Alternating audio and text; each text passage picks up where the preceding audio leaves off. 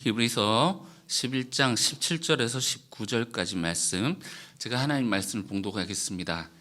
하나님 말씀에 귀를 기울이십시오. 아브라함은 시험을 받을 때 믿음으로 이삭을 드렸으니 그는 약속들을 받은 자로 돼 그 외아들을 드렸느니라.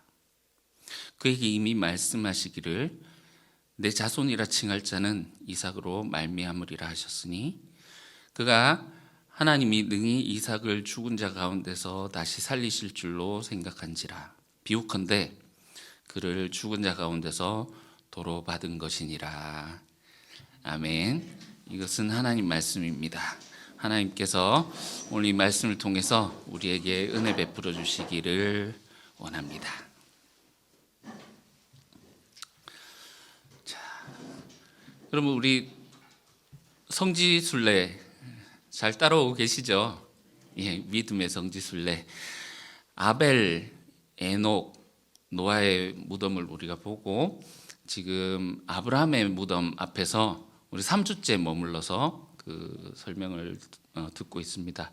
오래 머물고 있죠. 그 지난주에 설명을 드렸는데 믿음의 본, 이 틀로서 이 아브라함의 믿음을 설명하고 이 틀을 알아야 여기 있는 이제 다른 무덤들의 믿음으로 하는 그 믿음의 여정 중에 이 믿음이 어떤 것인지 온전히 알 수 있고, 그래서 우리가 이 믿음장이라고 하는 이 11장을 온전히 볼 수 있기 때문에 그렇습니다. 어느 날 하나님이 아브라함에게 나타나셨습니다. 참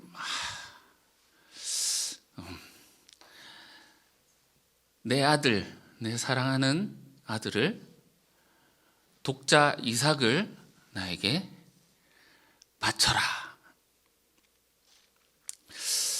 참으로 어려운 본문입니다. 해석하기 어려운 것도 있지만 우리 신자로서 이 장면을 대할 때마다 어떻게 하나님이 이런 거를 요구하실 수가 있는가. 또 하나님이, 우리 또 감정이입이 되잖아요. 아브라함에게 감정이입했을 때 이 아브라함이 어떻게 이것을 바칠 수 있었고, 만약에 하나님이 나에게, 우리에게 이것을 요구하신다면 내가 이것을 어떻게 할 수 있을까? 저도 이제 청년 시절에 자녀가 없을 때는 뭐 하나님 얘기하시면 뭐 드리지, 뭐 이렇게 좀 쉽게 생각했을 때도 있었습니다. 그런데 자녀를 낳아 보니까 그게 아니죠. 하나님이 이 아브라함에게 너의 사랑하는 아들을 바쳐라 하는 이 장면이 참 읽기도 그렇고 설교자에게도 너무나도 사실은 어려운 본문이기도 합니다. 여러분, 이 아들을 바친 아브라함을 보십시오. 우리도 이런 믿음을 하기에는 정말 저 설교자인 저 스스로조차 이렇게 이런 믿음을 가지고 있는가 돌아보기 때문에 그렇습니다. 때로는 우리는 아예 마음을 닫아놓고 읽기도 합니다. 이거는 있을 수 있는 일도 아니고 나 할 수도 있는 일도 아니고, 아이고 뭐 아브라함 훌륭하네, 근데 나는 못한다, 이렇게 딱 마음을 정해놓고 읽기도 하죠. 그런데요, 이 본문을 자세히 읽어보면 이런 부분이 있습니다. 그럼 인신공양 아시죠? 인신공양, 사람을 제물로 신에게 바치는 인신공양. 특히나 이 당시에는 인신공양이 있었을 뿐만이 아니라 자기 자녀들을 신에게 바쳐서 하는 제사들이 많았습니다. 그 하나님이 이것을 요구하시는가 생각을 해볼 수 있지만, 그런데 그 시험의 끝에서 하나님이 멈춰! 스탑! 하지마! 하잖아요? 하나님은 이런 인신공양을 받는 하나님이 아니다라는 것을 보여주는 메시지가 분명히 들어있는 거죠. 너희들이 원하는 것이 있어서 자녀들을 신에게 바치고 그 신을 달래기 위해서 이런 제사를 드리지만 나는 그런 거 원하는 신이 아니다. 하나님은 이런 거 받지 않는다. 멈춰라. 하나님이 이렇게 하는 것에서 우리는 참 그 위안과 또 하나님이 어떤 분인지를 알 수 있는 그런 본문이기도 합니다. 그런데요, 오늘 이 히브리서에서는 이 아브라함의 이 믿음, 그 사실 아브라함이 믿음의 정점을 찍은 장면이지 않습니까? 아들 이삭을 바치는 것이. 그런데 이 히브리서 이 저자가 이 아브라함이 마지막에 그 시험을 받는 이곳에서 조금 포인트를 두는 것이 어떻게 바칠 수 있을까 이런 부분도 분명히 있지만 조금 포인트를 강조점을 조금 다르게 찍고 있는 것을 자세히 읽어보면 볼 수 있습니다. 자, 17절을 보시면 하나님이 이제 아브라함을 시험을 하시는데 18절하고 같이 보시면 하나님이 말씀하시기를 내 자손이라 칭할 자는 이삭으로 말미암으리라 이렇게 말씀을 하셨다. 여러분, 하나님이 요구하신 것은요, 아브라함에게 네가 오랫동안 기다렸던 그 아들, 너무나도 늙은 나이에 100세의 나이에 얻어서 그 자식이 얼마나 귀엽습니까? 그 아들보다 손자가 더 귀엽다면서요? 아직 제가 손자를 못 봐서 모르겠는데 그 100세 때 얻은 그 아들이 얼마나 이뻤을까? 네가 사랑하는 아들, 그리고 하나밖에 없는 그 아들을 바쳐라 하는 것 이상의 의미가 있습니다. 이것은요, 이삭을 바쳐라는 것은 하나님이 약속으로 준 그 아들을 바쳐라는 거거든요.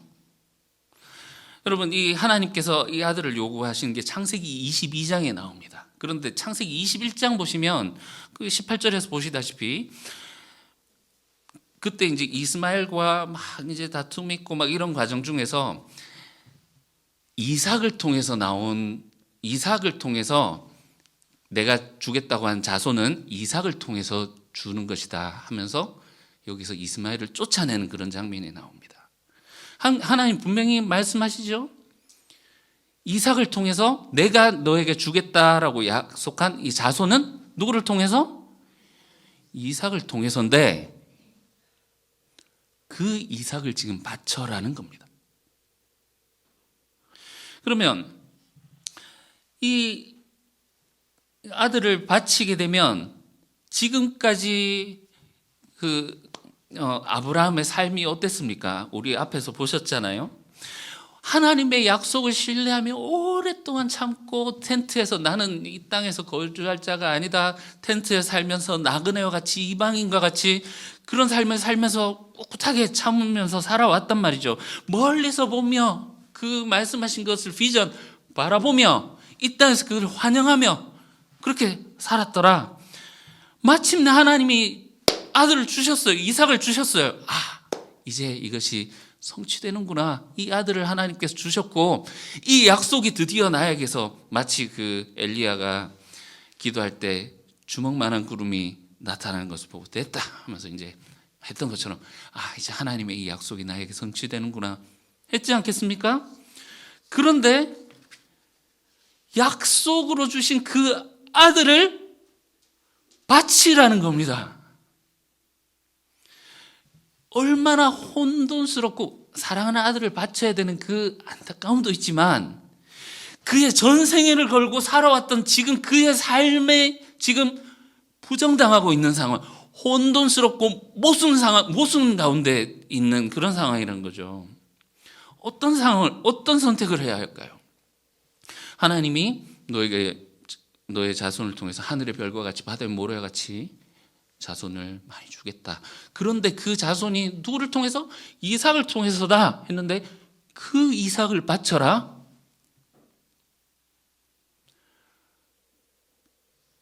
하나님 지금 나를 속이신 겁니까?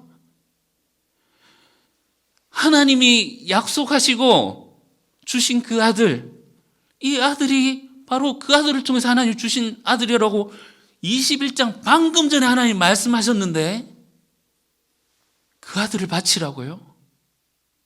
하나님 거짓말 하셨습니까? 하나님께 속았다고 화를 낼 만한 상황이지 않습니까?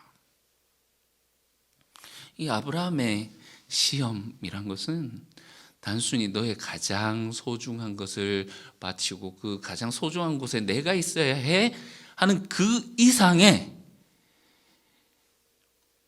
정말 모든 그가 이제 딛고 섰던 그 모든 터전이 흔들려 버리는, 그가 꿋꿋이 믿고 있었던 그 하나님조차 붙들 수 없는 그런 상황에 처해진 것이라는 겁니다. 하나님에 대한 신뢰가 무너지고 그의 믿음과 그의 삶 전체가 부정당하는 상황. 지금 히브리 저자는 이것을 통해서 여러분 아시죠? 히브리서는 편지 형식을 빌은 설교문입니다. 이것을 통해서 히브리서 수신자들의 삶과 만나도록 이렇게 하고 있는 것이죠.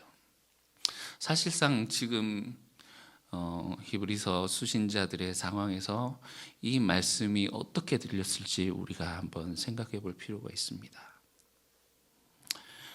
지난주에 제가 살짝 말씀을 드렸는데 13절에서 16절이 보시면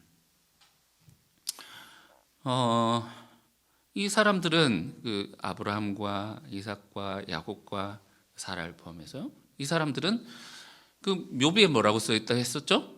본향을 찾는 자. 그래서 그 믿음을 보였기 때문에 하나님이 16절에 보상을 해주시잖아요. 내가 너희의 하나님이라고 불리는 것을 부끄러워하지 아니하시고 그리고 한 성을 예비하셔서 그들이 올 수 있도록 그것을 준비해 놓고 계셨다. 그럼 잘 보세요. 오늘 이 본문을 보고 보니 이 믿음을 다 거친 다음에 이것이 오면 자연스럽지 않습니까? 하나님이 아브라함이 이제 바치려고 하는 그것을 보시고, 여러분 이게 아브라함이 바치려다가 결국은 안 바쳤지 않느냐 이렇게 보시면 안 되는 것이, 여기 이제 시제를 보시면 이 17절에서 그는 약속들을 받은 자로 돼 그 외아들을 드렸느니라 할 때 완료형으로 되어 있어요. 하나님 드리다가 마른 것 같지만 하나님은 이것을 완전히 드린 것으로 받아들이신다라는 그런 의미가 숨어 있는 거거든요. 아브라함이 자식 이삭을 데리고 칼을 들고 그 번제할 수 있는 모든 것을 준비해서 산에 올라가서 칼을 들었다. 이거는 드린 거라는 거예요.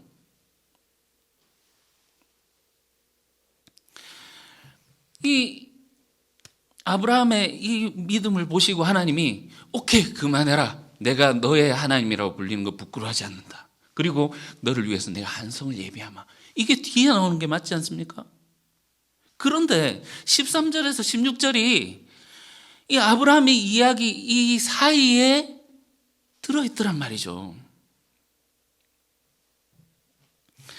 이것을 히브리서 저자 이 목사님이 일부러 이것을 이렇게 해놓은 것이라고 본다면 우리가 그 의미를 읽을 수 있어야겠습니다. 자, 16절에서 하나님이 아브라함이 이 본향을 찾는 자로서 그 땅에서 나그네와 같이 살고 그것을 하나님께서 말씀하신 약속을 바라보고 환영하고 그렇게 살았던 걸 보면서 하나님이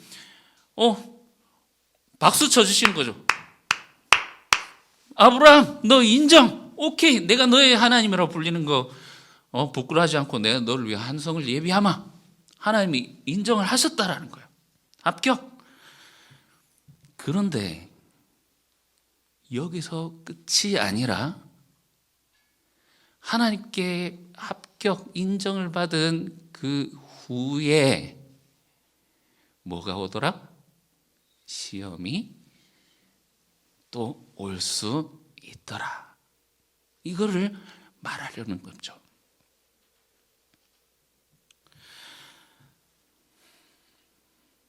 히브리서 수신자들 상황이 어떻습니까? 여러분, 우리가 이 아브라함이 아들을 데리고 모리아산으로 올라가는 그 장면을 보면서 어떻게 이 아들을 바칠 수 있지? 이것이 과연 어떻게 가능하지? 하면서 우리는 이렇게 고민을 하면서 그 말씀을 묵상을 했겠지만, 히브리서 수신자들 상황에서는 사랑하는 자녀들과 함께 순교의 자리에 서게 되는 그런 상황이 있는 사람들도 있었단 말이죠. 아들을 능동적으로 바쳐야 되는 그 상황이라기보다는 이제 국가 권력과 사람들에 의해서 이 자녀를 잃게 되는, 빼앗기게 되는 그런 상황이란 말입니다. 지난주에 15절에 보시면, 자, 그들이 나온 바 본향을 생각하였더라면 돌아갈 기회가 있었으려니와, 이 단순히 아브라함의 이야기가 아닌 것을 알 수 있습니다. 이 히브리서를 이제 말하고 설교하고 있는 이 목사님이 신도들의 이 믿음을 포기하고 돌아가려고 하는 그 사람들에게, 도망치고자 하는 그 사람들에게, 우리가 돌아가야 할 본향이 어디냐? 우리가 도망칠 곳이 있느냐? 갈 곳이 있느냐? 우리의 본향은 어디냐? 저 하늘에 있는, 저 멀리 보이는 저 하늘나라가 우리가 돌아가야 될 본향이 아니냐? 도망칠 곳이 없다라는 거죠. 여러분, 그래서 히브리서 우리가 읽어왔던 그것을 보시면, 이렇게 하면 흘러 떠내려간다, 이렇게 하면 탈락한다, 이렇게 하면 안 돼 하면서 강력하게 경고했던 것들 기억하시죠? 지금 히브리서 저자는 이 본문을 통해서 그 신도들에게 믿음을 독려하고 있는 겁니다. 자녀들과 함께 그 처형장으로 가고 있는 사람들, 그렇게 붙잡혀서 자기가 죽는 거는 그럴 수 있다 쳐도, 이 자녀와 함께 죽어가는 그 사람들, 자녀의 죽음을 어떻게 볼 수 있습니까? 이 목회자는 아브라함의 이야기를 통해서 오히려 희망과 위로를 전해주고 있는 것입니다. 17절에 아브라함이 보시면 17절, 그는 약속들을 받은 자로 돼 그 외아들을 드렸느니라 있죠. 약속을 분명히 받았지 않습니까? 약속을 받았음에도 불구하고 이 시험대 앞에 서게 되는 아브라함. 우리가 하나님을 믿고 하나님의 약속을 받은 자들입니다. 앞에서 얘기했죠. 형제들아, 우리는 하늘의 부름을 받은 자들이다. 예수 그리스도로 말미암아 하나님께로 나아갈 수 있게 된 자들이다. 우리가 예수님과 함께 상속권을 같이 물려받은 자들이다. 약속을 받은 자인데, 그들이 삶 속에 지금 이 모든 것이 흔들려 버리는 이 상황. 시험이 올 수 있다, 없다? 올 수 있다. 약속을 받은 자임에도 불구하고 이 시험 받은 아브라함은 그 외아들을 하나님께 드렸느니라. 18절 말씀이요, 그에게 말씀하시기를 내 자손이라 칭할 자는 이삭으로 말미암으리라. 창세기 21장에 하나님이 이삭을 통해서 내 자손을 주겠다 약속하셨는데, 하나님 22장에서 어떻게 그 이삭을 바치라고 하십니까? 모순으로 봤는데, 이것이 모순으로서 이것을 제시한 것이 아니라 19절을 보시면 이것이 명백하게 드러납니다. 아브라함이 어떻게 이삭을 바칠 수 있었는가? 그가 하나님이 능히 이삭을 죽은 자 가운데서 다시 살릴 줄로 생각한지라. 부활신앙이죠. 부활신앙. 하나님께서 이 아브라함에게 말씀하셨는데, 아브라함이 그것을 순종할 수 있었던 이유는 이 부활신앙, 하나님께서 이런 능력이 있으시다라는 것을 신뢰하고 믿었기 때문에 할 수 있었던 것이다. 그렇기 때문에 18절에 이 말씀이 이삭을 통해서 내 자손을 주겠다는 이 말씀이 모순을 얘기를 하는 것이 아니라 하나님께서는 이 약속을 반드시 지키시는 분이다 라는 것이 드러나게 되는 겁니다. 히브리 저자는 지금 그 신도들에게 아브라함이 이렇게 순종했지요. 여러분, 우리 순종합시다. 아브라함의 믿음의 본을 보십시오. 이것이 믿음입니다. 하나님 어떤 분이시라고요? 죽은 자를 능히 살리실 수 있는 분입니다.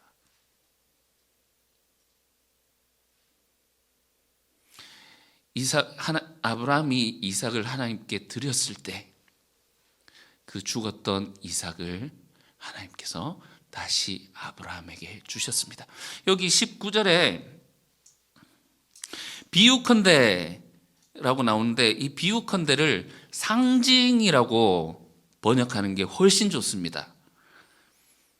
상징적으로 하나님 그 아브라함이 이삭을 바쳤지만 그가 죽은 자였지만 하나님께서 도로 그를 주셨다. 이것이 상징으로 예표로서 하나님이 주신 건데 이렇게 하나님께서 우리가 하나님께 나아가면 죽음을 경험할지라도 하나님께서는 우리의 죽은 자녀를 우리에게 다시 돌려주실 겁니다. 하나님을 끝까지 신뢰하십시오.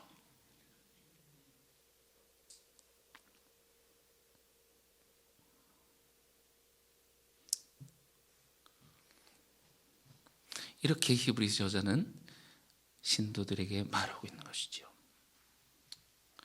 지난주에 이 아브라함의 믿음이 본이고 틀이라고 말씀드렸습니다. 이 19절이 핵심입니다. 이 히브리서 11장에 나오는 모든 사람들의 이야기를 보면 죽음 이야기가 거기 항상 들어있고 이 죽음을 두려워하지 않는 믿음, 죽음을 뛰어넘는 믿음, 죽음 앞에서 굴하지 않고 하나님을 신뢰하는 믿음, 이 19절의 믿음, 이것을 틀로서 제시를 하고 있는 것이거든요. 여러분, 하나님을 우리는 믿습니다 말합니다. 여러분, 하나님 믿으시죠? 안 믿으시는 분 없으시죠? 하나님 믿는다라는 것이 여러분 우리가 그동안 얼마나 가볍게 생각해 왔습니까? 나는 하나님을 믿습니다. 하나님 지금 내 마음 가운데 계시고 내 모든 죄를 사해 주시고 나는 이렇게 얼마나 가볍게 하나님을 믿어왔습니까? 그냥 교리를 수용하는 차원에서 믿음을 생각했지만 우리가 한 단계 더 나아가서 우리 그 13절에서 16절에 있는 전의 아브라함 이야기를 보면서도 우리가 한 단계 더 깊은 믿음을 봤었죠. 하나님, 이 믿음은 뭡니까? 멀리 있는 그 하나님의 약속을 보고 이 땅 가운데서 환영하는 겁니다. 그렇기 때문에 우리가 살아야 할 곳이 비록 이 땅이지만 우리는 땅에 속한 자가 아니라 하늘에 속한 자입니다. 하늘에 속한 자로 이 땅 가운데서 담대하게 살아야 됩니다. 이것이 지금 못 받을 수도 있고 나중에 이루어질 일이기도 하겠지만 우리는 이런 믿음을 가져야 됩니다. 조금 더 깊은 믿음을 이야기를 할 수도 있겠지만 지금 이제 히브리서 저자가 본으로 제시하는 아브라함의 믿음은 그것보다 한 단계 더 나아간 것입니다. 19절의 믿음. 죽음의 시련 앞에서도 하나님에 대한 신뢰를 놓지 않는 믿음. 이게 어떤 상황이라고 했습니까? 하나님이 약속하셨는데 이 약속에 대해서 하나님을 신뢰할 수 없는 상황. 바랄 수 없는 상황. 하나님 거짓말 하신 겁니까? 정말 이게 하나님 믿는 자의 결론이 맞습니까? 하나님 왜 우리에게 이런 일이 일어납니까?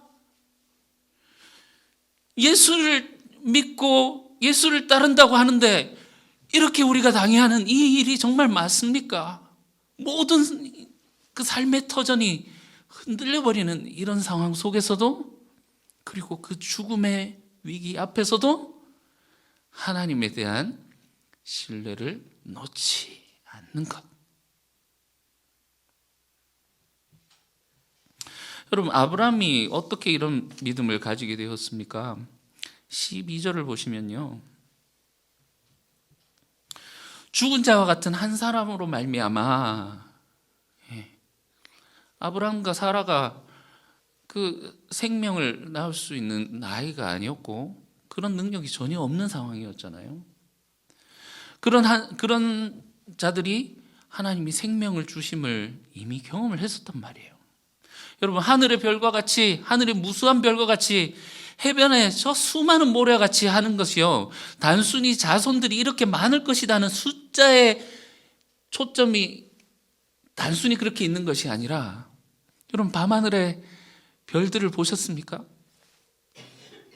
총총히 박혀있는 그 별을 보면서 아름답다라고 생각을 하시기도 하셨겠지만, 와, 이 온 우주를 만드신 그 하나님의 영광, 권능, 저 바다를 만드신 그 하나님, 창조주의 그 하나님께서 너에게 생명을 주신다 하는 것을 경험했거든요. 아브라함이 경험했기 때문에 19절에서 이삭을 바쳐라 하는 그 17절의 그 시험 앞에서 이제 아브라함이, 하나님은 능히 이삭을 죽은 자 가운데서 살리실 수 있는 분이시다 라는 그것을 믿었다라는 거죠. 여러분, 이것이 단지 히브리서 저자의 개인적인 창세기 해석이 아닙니다. 여러분, 로마서 4장 17절로 한번 가보시겠습니다. 로마서 4장 17절. 우리가 좋아하는 로마서. 바울도 동일하게 이것을 바라보며 이렇게 해석을 합니다. 로마서 4장 17절. 아브라함이 기록된 바 내가 너를 많은 민족의 조상으로 세웠다 하신 것 같으니, 그가 아브라함이 믿은 바 하나님이 죽은 자를 살리시며 없는 것을 있는 것으로 부르시는 이신이라. 아브라함도 동일하게 해석을 하고 있어요. 하나님은 어떤 분이시다? 죽은 자를 살리시며 없는 것을 있는 것으로 부르실 수 있는 분이다. 여러분, 그래서요, 이 바울이 우리를 어디로 초청을 하느냐면, 자, 18절에 보시면 아브라함이 바랄 수 없는 중에 바라고 믿었고, 19절에 100세가 되어 그의 몸이 죽은 것과 같고 사라의 태가 죽은 것 같은 알면서도 믿음이 약해지지 않았지 않습니까? 하면서 24절, 우리도 같이 읽어봅시다. 시작. 의로 여기심을 받을 우리도 위함이니 곧 예수 그리스도를 죽은 자 가운데서 살리신 이를 믿는 자니라. 여러분, 우리가 믿음으로 의롭게 된다고 하는데, 이 믿음의 내용, 이 로마서 바울을 통해서 말하는 믿음의 내용이 바로 이겁니다. 여러분, 우리가 하나님을 믿습니다 하는 것이 단지 그냥 교리를 믿는 그 믿음이 아니라 예수님을 죽은 자 가운데서 살리신 분이라는 것을 믿는 것. 아브라함이 믿었죠? 죽은 자 같은 나에게서, 사라에게서 생명을 주실 분으로 믿었기 때문에 이삭을 바쳤던 것처럼 예수님을 살리신 그 하나님을 믿는 믿음이 바로 우리 신자들의 믿음입니다. 동의하십니까? 여러분, 우리가 예수님을 믿는다라고 하지만 이 개념이 우리에게 잘 없는 것 같아요. 예수님을 살리신 하나님을 믿는다. 이 둘 사이에 차이가 있는 게 좀 느껴지십니까? 물론 예수님이 우리의 신앙의 대상이지요. 예수님이 삼위일체 하나님으로서 이 땅에 오셨고, 그리고 멜기세덱의 반차를 따라 오셨다가 승천하셨고, 이제 보좌 우편에 앉으셔서 다스리고 계시고 때를 따라 돕는 은혜를 주시는 분으로서, 그리고 최후에 이 땅을 심판하러 오실 그 하나님으로서 우리가 믿지요. 예수님을 믿는 건 맞습니다. 그런데 예수님을 죽은 자 가운데서 살리신 하나님을 믿는다라고 한다면 우리의 신앙 형태가 조금 달라지게 됩니다.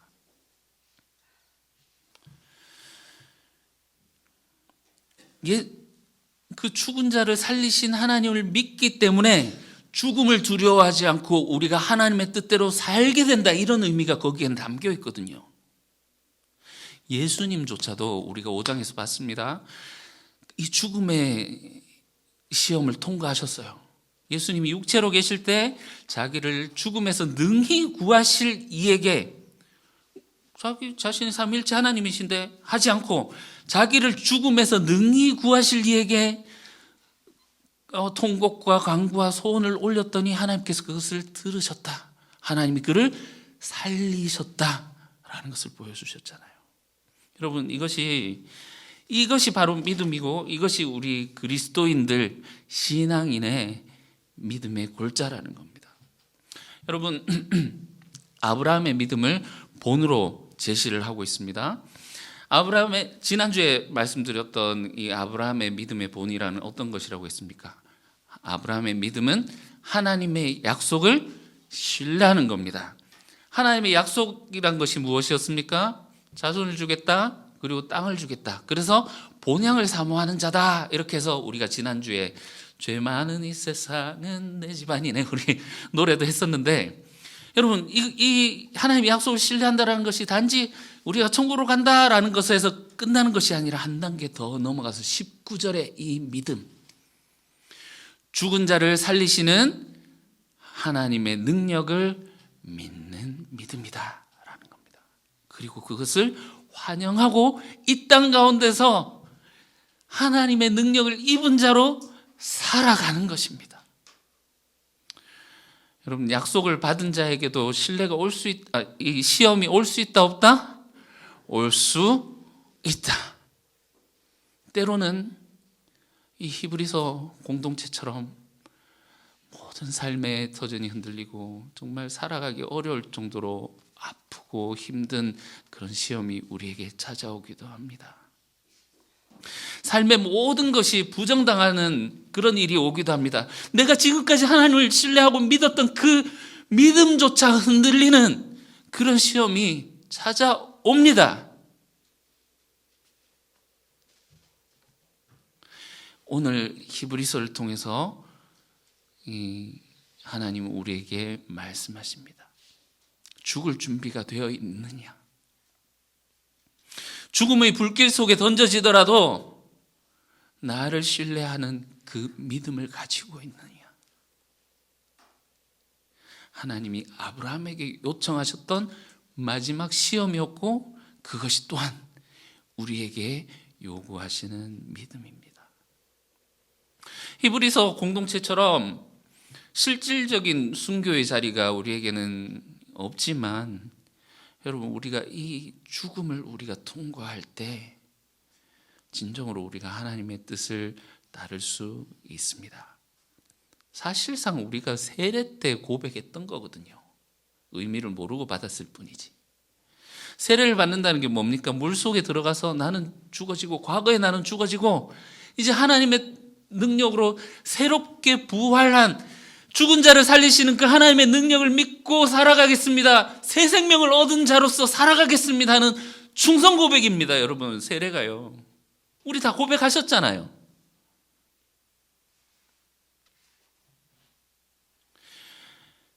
하나님이 기뻐하시는 이 믿음은 반드시 하나님이 계신 것과, 그리고 그를 찾는 자에게 상 주시는 이심을 믿어야 할지니라. 19절 아브라함이 보여준 이 믿음에서 하나님이 주시는 상이 뭡니까? 이삭을 살려주신 하나님. 죽었던 이삭을 다시 그의 품에 안겨주신 하나님. 부활 생명으로 우리를 살리신 하나님. 여러분, 이 죽은 자를 살리신 하나님을 우리는 믿습니다. 여러분, 이 믿음은 죽어서 천국에 갑니다 하는 믿음과는 다른 것입니다.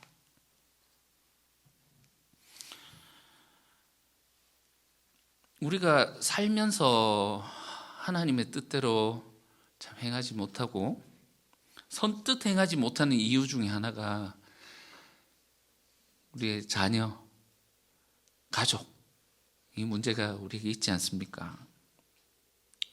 하나님 뜻대로 행하다가 내가 망하면 아이고 저 토끼 같은 새끼들 저 굶는 거 내가 왜 보노?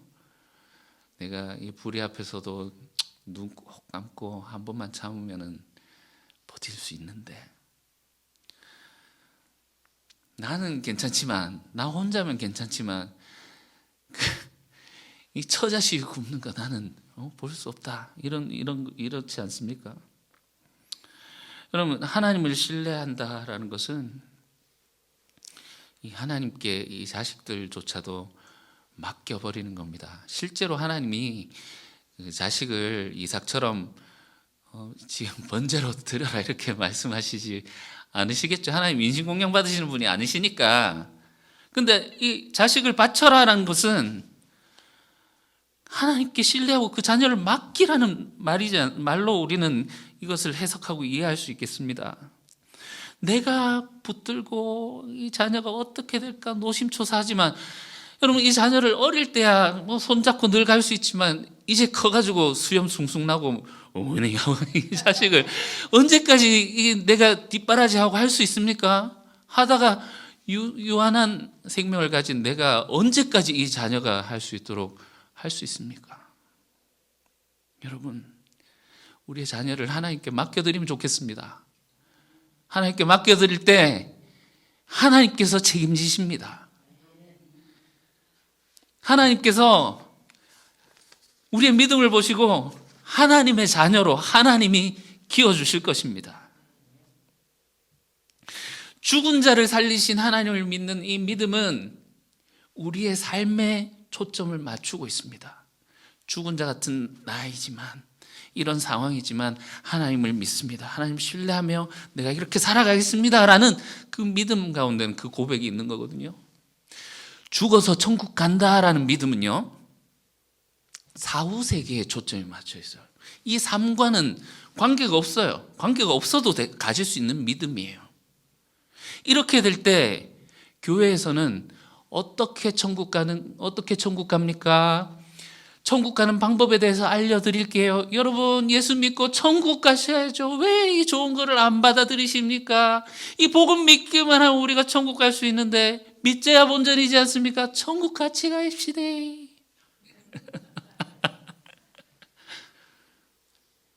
이 질적으로 달라지는 이 차원이 다른 믿음인 게 보이십니까? 죽은 자를 살리시는 하나님을 믿는 이 아브라함의 믿음, 19절의 이 믿음, 이것은 지금 여기에서 나와 하나님과의 관계로 초청하는 그 하나님의 초대장입니다. 믿음을 가진 자만이 하나님께로 나아갈 수 있습니다. 그리고 지금 관계를 가진 자만이 하나님께서 예비하신 그 성에 들어갈 수 있는 것입니다. 바랄 수 없는 중에 믿었던 사람들, 11장에 나오는 그 믿음의 사람들 이야기를 우리가 계속해서 보게 될 텐데, 죽음의 위기 앞에서도 끝까지 하나님을 신뢰했던 그 사람들의 믿음, 이 19절에서 보여주는 이 틀로서, 본으로서 보여주는 이 아브라함의 믿음, 우리가 모두 하나님을 믿는 저희들이 될 수 있으면 좋겠습니다. 여기서 계신 분들 중에 한 분이라도 흘러 떠내려가거나 이 믿음에서 벗어나서 본향으로 나 돌아갈래 하는 분이 없으시길 바랍니다. 믿음의 경주를 우리가 함께 다 마치고 하나님께서 예비하신 우리의 본향, 저 하나님께서 준비하신 그 기초가 있는 그 성에 우리가 모두가 함께 들어가서 부활의 기쁨을 누리는 저와 여러분들 되시기를 주님의 이름으로 축원합니다. 기도하겠습니다.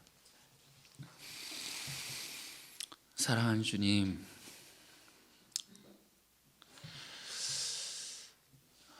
우리가 얼마나 하나님을 믿는다 하면서도 얄팍한 믿음으로 우리 자신을 그리고 하나님을 속여왔는지 모릅니다. 주님, 우리를 용서하시고 이제 그 믿음이 무엇인지 우리에게 보여주시오니 모든 상황과 심지어 죽음까지도 초월하는 그런 믿음을 우리가 가지게 하시고 믿음의 걸음걸음을 살아가는 우리의 삶 속에서 주님 은혜 베풀어 주셔서 우리가 이 믿음의 경주를 잘 끝까지 마칠 수 있도록 힘주시고 도와주시고 성령님 함께하여 주시옵소서. 감사드리며 예수님 이름으로 기도합니다. 아멘.